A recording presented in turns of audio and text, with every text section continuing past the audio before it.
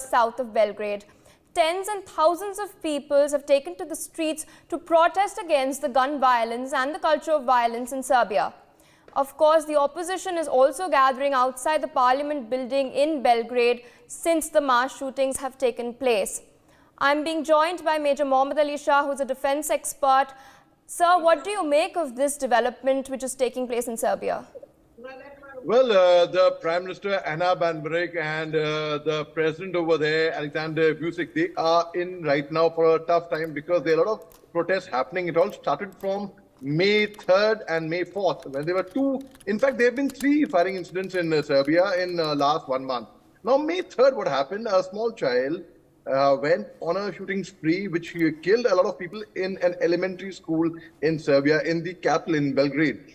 Now, a similar incident happened on the next day, where a 20-year-old got hold of a gun and went on shooting.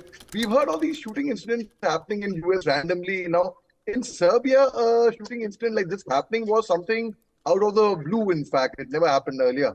So now the opposition parties, for mishandling this, mismanaging the entire gun culture, they went on a protest.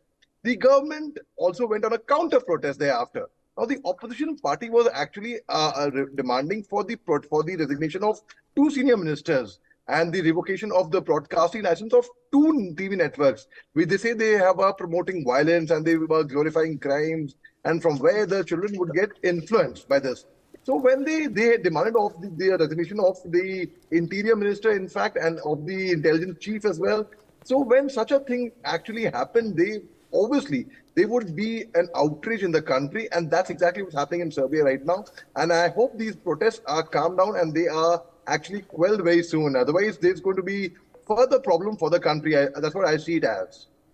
Indeed, Major Shah. Interestingly, their president has also asked for an almost total disarmament in the country, and Serbians have surrendered about 15,000 weapons and more than 2,500 explosive devices. What do you make of this? Do you think that the people there are actively responding to this call and they want disarmament to take place?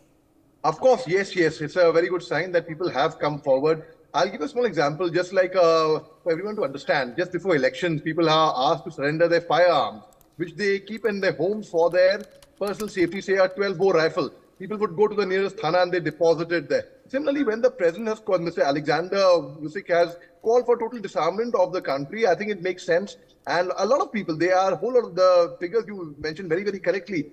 Thousands of weapons have been deposited as people have come out that, we do not have any arms with us. So it gives a good message. It means that people are actually listening, and had people resisted, then it would not have been a good sign. I mean, then though you might possess the weapon for your personal safety, but I mean, it's not very difficult for a child or anyone unauthorized to get hold of this weapon and go on a shooting spree. What's happening in US, in fact, many times randomly, everything is peaceful. All is fine over there. Suddenly, a small child will get hold of a gun and go on a shooting spree on his teachers and his students.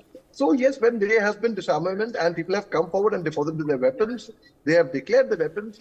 I think it's a good sign. People are listening to him, in fact. All right, Major Shah, thank you for bringing your insights on the broadcasts and giving your opinions to our viewers.